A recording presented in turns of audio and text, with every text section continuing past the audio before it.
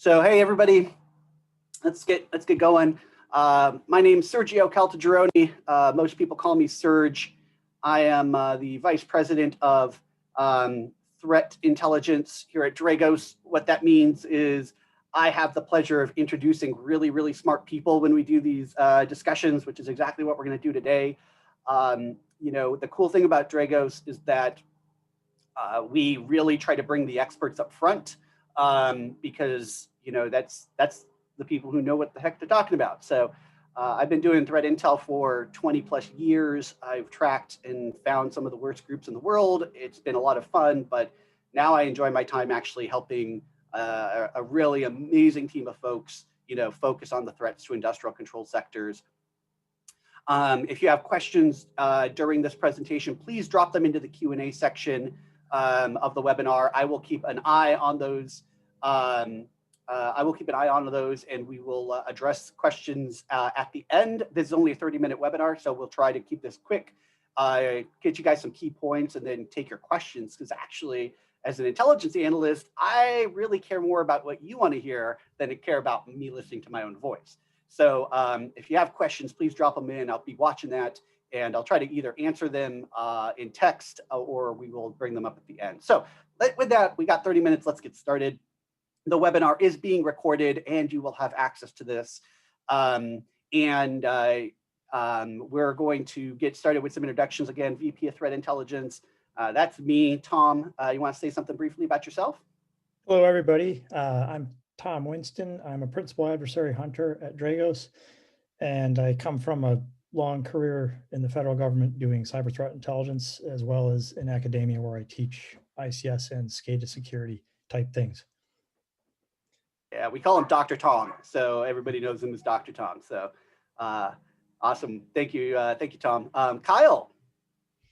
Hey everyone, I'm Kyle O'Meara. I'm one of hunters on the team as well, working for Sergio alongside Tom and a few other great minds on the team. I also come from a line of government work, quasi-government work, some vendor world. So, excited about today and talk about the things we have to talk about.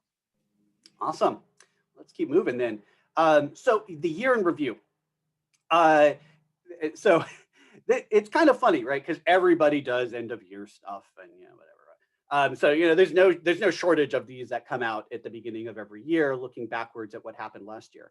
I find that ours are a little different in that we focus exclusively on industrial control threats, and we really break it down into three sections. We talk about what I think are the three key elements of industrial controlled cybersecurity. The threats, obviously, without threats, we don't need cybersecurity. So, they're there, so we got to talk about them. Vulnerabilities and exposures, right? Those things that are weaknesses in our industrial control environments that allow bad things to happen. And then finally, response and remediation. From our actual incident responders. And so to me, those are the three elements that we have to talk about every year, because those are the three things that matter, right? It's bad people doing bad things to you, ways that they do it. And then finally, are you able to defend yourself or respond and remediate when you need to, right? All of those things basically have to happen for a real cyber threat thing to occur. So for us, it's kind of natural to kind of talk about those three elements. We do this every year. This is our third. Dragos has been around for, this is our fourth, actually. We've been around for almost 5 years, and we focus exclusively on industrial control systems. And the key here is we're really trying to bring out data points, like what matters. And the reason is that it's awesome that we all have these experiences and anecdotes and stories and lessons in our career. But as they say, bad policy is written on bad experience. So what you really want is you need data to help derive what the right policies are for the protection of organizations. And so that's something we try to do with this year in review. The other thing that's really important is people tend to look at year in reviews as I don't know, like singular objects, when really we've been doing this for 4 years. So you actually have 4 years of data to compare. And there's going to be some interesting things that we're going to talk about, because honestly, nobody was really keeping track before that of like the whole industrial control cybersecurity landscape. So now we've got even a little bit more perspective that we can draw even some more interesting ideas out of. So we'll keep that going. This is the first, but not the last of these webinars. So please join us April 1st. We're going to be talking to our incident responders, the people who go on site when bad things happen in oil and gas manufacturing, electric facilities and things like that. They're going to talk about their experiences of what happened in 2020 when they went on site and what it really, what it's really like to defend an industrial control system and what they are recommending to defenders to do to help improve that. So join us April 1st for the next of this series. Okay, let's jump into it. Bad stuff happening, a lot of it, right? Never any shortage. That's the biggest problem in cybersecurity, right? It's just, you're always fighting the fires. A lot of stuff happened here in 2020 in the industrial control space. We had the Ekans ransomware, big deal. That happened way back in the beginning of the year, right? That is another example of ICS aware ransomware. So ransomware can cause problems and does cause problems in industrial control environments. A lot of this is because industrial control environments were never effectively segmented for cybersecurity. They were segmented for operations, but not for cybersecurity. And because of that, the segmentation doesn't work effectively to protect against ransomware impact. Ekans is always not just normal ransomware, it is also aware of the industrial environment. It actually identifies if it's in an industrial environment and then takes specific action against that industrial environment. So it does even more damage to an industrial environment than traditional ransomware. And so as we move through, we see then Ripple 20 come out, right? And everyone forgets about Ripple 20 because SolarWinds happens, right? But Ripple 20 is a fascinating additional early supply chain attack, or not attack, but set of vulnerabilities. And that is a great example of what is fundamentally happening with supply chain. Supply chain, yes, you've got SolarWinds. You could have somebody break in, place malicious code, and then have it go all over the world. That is one method of a supply chain kind of weakness. Another method, though, is Ripple 20. Here you have hundreds of vendors who are using this outdated and completely now unsupported TCP IP stack in their products. And then, of course, vulnerabilities get identified, and now everybody's running around being like, where is the software package being used? Nobody really knows. And the problem with something like that, just like with SolarWinds, is that when bad things happen in industrial control environments, it's very difficult for us to figure out if it actually matters, because most people don't actually know what's running in their industrial control environments. They know what their process is doing. They know that this tank is, at 100 degrees Celsius. They know that, this belt is moving at a certain speed, all that. That's all good. That's process control. And that's what these systems are designed to do. But aside from that, nobody knows if this particular logic controller is running a TCP IP stack that is 10 years out of date and has 20 different vulnerabilities in it. Why? Because a lot of vendors aren't even tracking what software packages they're putting into their systems. They lack effective software inventories. Or, one company bought another company and just rebranded their products, and they don't know anything about what's actually in the software that's being written. So Ripple 20 is a great example of actually the huge underlying risk that's sitting in industrial control. It's not even SolarWinds. We're talking about this stuff is prevalent everywhere, this type of threat. And it's something we need to address in the supply chain risk assessments that we're trying to obviously continue to get going.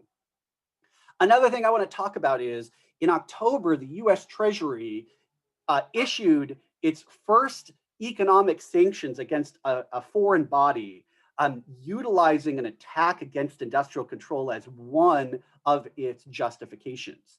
The attack against the Trisis malware attack against the Saudi oil and gas refining facility. I got to be careful with some of my language there. It's a complicated situation. So, that's interesting because now we're starting to see a government using industrial control systems attacks as a reason for broader policy responses. In this case, it was economic sanctions. And then of course we have SolarWinds. Took up a lot of our winter, and was really, a really, I would say, defining moment for what supply chain is. It's not the biggest supply chain attack ever to occur. There actually were bigger ones, but it definitely did impact the most number of large scale enterprises. And because of that, you see a huge amount of visibility on the problem of what it is. Other vendors have had break-ins and had malicious code inserted into their products, but almost all of those prior were consumer products, not enterprise products, especially where you consider where SolarWinds is, which is an instrumentation and management infrastructure, which means with that type of access, you can do almost anything. And so just that access alone was really, really powerful. And that's obviously a key element in what we're doing. Is trying to say, okay, this is going to happen. What do we do now? What visibility do we need? What actions do we need to take? A big part is if we look across 4 years of our work, we see that one thing that's really important is that the threat landscape continues to grow. Now, everybody and their mother is going to come on the internet and say, the threats are getting worse, the landscape's getting bigger, all this stuff. But I like to clarify that that it's important to use the right data to justify that position, because it's an important position to take, and there are policy implications of what defenders should do given that position. The important element here is that we are finding that the number of, because of course threats come and go, right? We all know that, right? Conficker was a big deal. Conficker is no longer really a big deal. In certain environments, yes, it is, and we can talk about that. But in the grand scheme of things, that threat has moved on, right? It's not being managed anymore. It's not active. It's not, currently causing major impact. And so threats have a life cycle, right? They come, they usually get really, really big, and then they kind of tail off and go. And so we kind of track that, and we kind of say, okay, well, the question is the landscape changing? How's the landscape changing in relation to threats going away? Because obviously, if the threats are going away as fast as they're coming, then really the landscape is staying pretty neutral. And that's important to recognize. In this case, though, we've recognized that none of the threats are going away, and we're only adding threats to the landscape, which means for us that not only is the landscape growing, it's growing at a faster rate all the time. And we feel like the reason for this is because about 10-ish years ago, we saw a huge, because of the Stuxnet revelations, we saw a huge investment by a lot of big organizations, primarily governments, investing in the ability to attack industrial control systems. Obviously, governments take time, they don't move fast, government money and funding and research takes a lot of time. So you would expect that it would take a while for all of that interest and investment to pay dividends. That was actually a theory that we posed back in 2016 and 2017. And we said, hey, we think that this is going to happen. And so we've been keeping track of that. And we continue to, that the data continues to support that hypothesis, that there's going to be a point where we're going to hit a max, that point is probably not for quite a while. We're talking probably 5 or 6 years. So we're probably going to see a continuously increasing slope of threats to a point in about 5 or 6 years, which means that this is not going to get better anytime soon. And it's better to start taking serious and significant action now, rather than wait 5 years from now, because it may be a very different threat landscape at that point. So with that, let me hand it over to Kyle, who's going to introduce a couple of our new activity groups. All right, thank you, Sergio. Yeah, so we're talking about one of the 4 that we put together in 2020 is this Campsite. So Campsite, has its capabilities associated with black energy 2 and 3, as well as gray energy itself. We see a lot of the victims specifically targeting Ukraine, and this is where a lot of people will understand the events that occurred, as I talk about here in a second, and across Europe as well, and the United States. As a greater scheme, there is links to Sandworm itself. It's a broader, Sandworm has that broader set of including both ICS and non-ICS specific, whereas Campsite itself is looking at those initial intrusion and reconnaissance operations Specifically, one of the highlight some of the ones from 2015 and 2016 Ukraine power events that occurred, right, where it actually facilitated sort of that intrusion, initial access into that, and then passed off the capabilities to another group that we track called Electrum, specifically in the 2016 event, and that's where we had that crash override malware come into play itself. Next slide, Sergio. And then another one we put together as well is STIBNITE. So STIBNITE is very interesting that we don't have any sort of adversary associated with it at this point in time. The victim itself is very interesting, is that it solely sort of lies in Azerbaijan, specifically given all our known intelligence right now, specifically targeting the government side, but specifically in the ICS arena. It's really targeting wind generation in Azerbaijan, and just specifically wind generation, right? Thanks to some of our Talos folks over at Cisco and their analysis and of the Poet Rat, but that's sort of the main capability that STIBNITE uses itself, right? So Poet Rat is, we saw the evolution over 2020, from a Python-based rat into a sort of Lua script-based, TCP reverse shell type of capability itself. Lots of access development, information gathering, but specifically targeting this wind generation solely in Azerbaijan. Awesome. Thank you, Kyle. So now let's talk to Tom about two of the groups that he's following. Thank you, Sergio, and thank you, Kyle, for setting me up to talk about TALONITE and VANADINITE. I think one of the greatest challenges we all face in this sort of day-to-day operations as we're trying to look at these groups is whether or not the attack is actually making it into the lower layers of the Purdue model. And I think that from my perspective, that's probably one of the more important aspects of what we do. We know that there are plenty of other groups and companies and organizations who look at IT-based attacks. We're really focused solely on OT. So with that, I'll just start talking about TALONITE first. TALONITE's operations focus on initial access compromises in the U.S. electric sector. The group uses phishing techniques to deliver either malicious documents or executables. And this isn't unusual, actually. Phishing is a great way to gain access to systems typically. So TALONITE uses two custom malware families known as Lookback and FlowCloud for information gathering operations.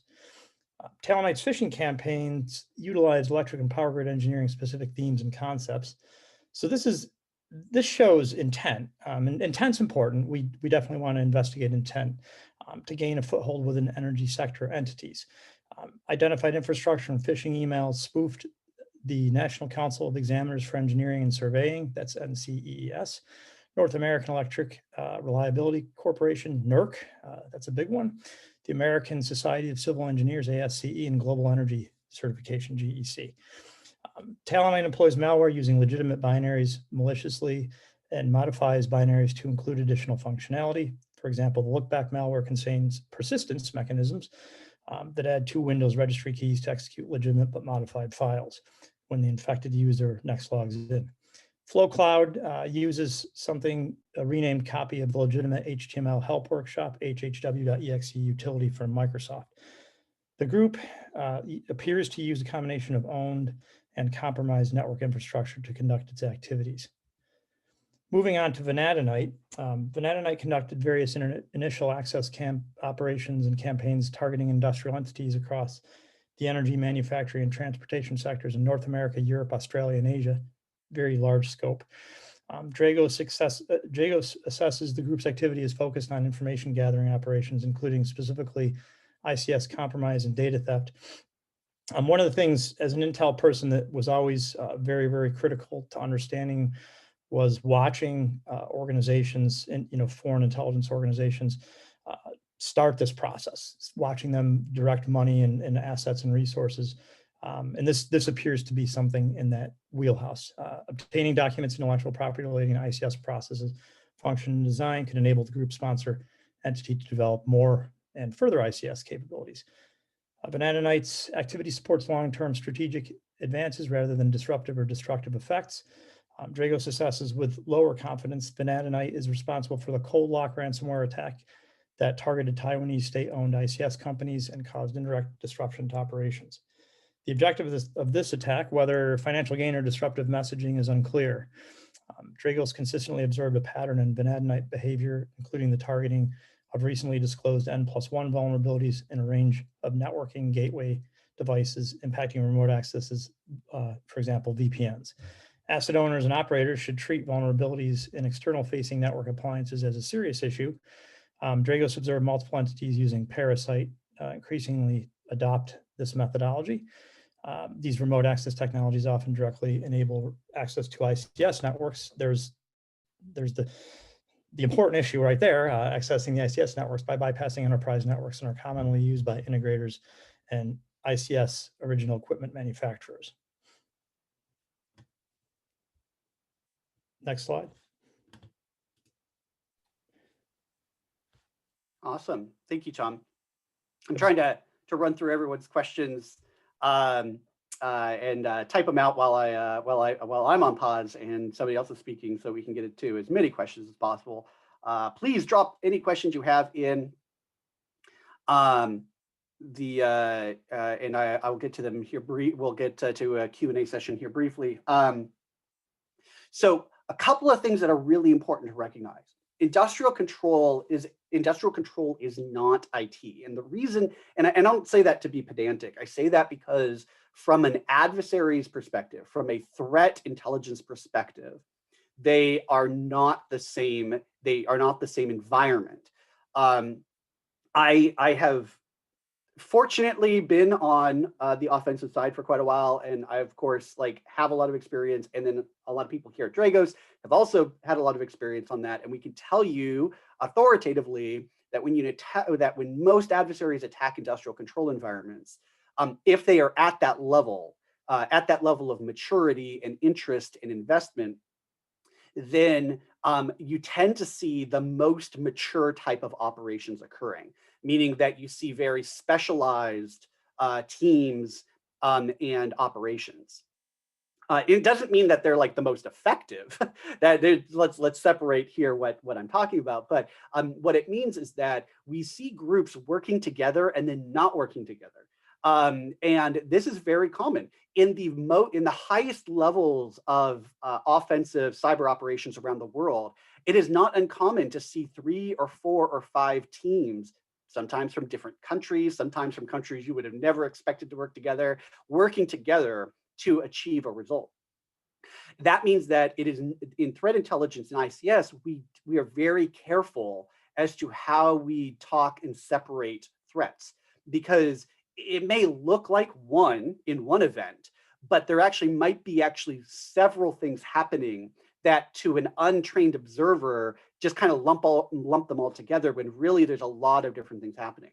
An example of that are two sets of groups that we track now. First one we've actually identified publicly was Parasite and Wassenite. Those two groups, Parasite and Magnalium, I apologize for that. Parasite and Magnalium, those two groups work together. Parasite is the Axis operations team, and Magnalium follows up in the industrial and control space. The new one that we've done this year is Camosite and Electrum. Now, these take sometimes years of analysis. In fact, that's what happened to Camosite and Electrum. We had to go back to 2015 data and look all the way through as we're continuing to watch these groups operate to start pulling apart what's happening, because it's this complicated, right, of this mature of operations. And what happens is you start to see that different groups do different things. And the key here is, yes, they work together and it looks like kind of one thing happening. But then what happens is over time, you can see them operate separately, very separately, very different behaviors, different timelines, different targets, different infrastructure. Basically, all the different parts of the diamond model start showing up, and you can start very clearly differentiating the activity.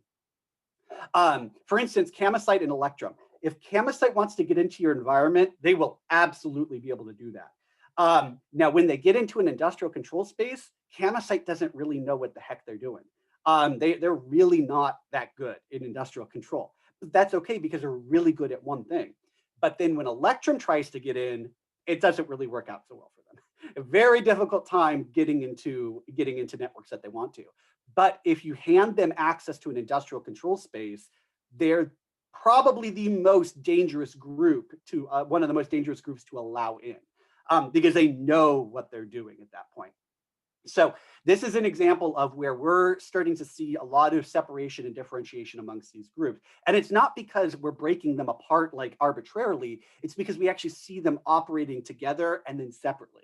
And then we start mashing them up and we're like, oh, well, there's something really odd going on here. So there's some really funky stuff happening in industrial control the threat landscape. So where does this leave us? And then we'll take a couple of questions here. So first of all, the number of ICS threats are growing and they're growing faster. We already talked about that at the beginning. That was, that's a big deal for us. That means that the time to invest in the cyber defense of these environments is getting shorter and shorter, right? Before really, really bad things happen. And so we need to use the time we have effectively. The next is that ICS threat groups are continuing to specialize, which we knew, honestly, when we got into Dragos, right? We were like, hey, we kind of know how offensive ICS operations work. So let's we kind of know to expect this type of thing happening. But we've been proving that more and more as that actually is the case, in the broader sense of the threat landscape. The next are that ICS threat landscapes continue to diversify.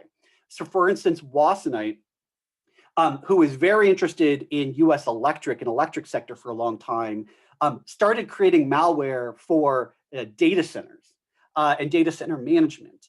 And we see this happening around different threats too. So just because they're lumped into one industrial control space as victims or sectors doesn't mean they will not diversify into others. This is why at Dragos we say, focus on the behaviors of an adversary, because those behaviors can shift. Just because they're going against electric and you're working in oil and gas doesn't mean you shouldn't care. You should absolutely care because they can move laterally across sectors. And we see them doing that. And lastly, ransomware is a big problem. We got to segment our ICS networks better. We got to have better visibility. But the number of ICS aware ransomware families is growing. And so that makes it obviously much more important. So with that, I'm going to take a couple of questions, remind you that on April 1st, we're going to have an awesome session on how you respond and what it looks like when we actually drop into an ICS network that's having problems, and what defenders should be doing. So let's just, Tom and Kyle, if you want to join us for a couple of questions here. Yeah, there's some good ones coming in. Good. Tom, do you want to go ahead and grab one really quick, and then we'll hand one to Kyle?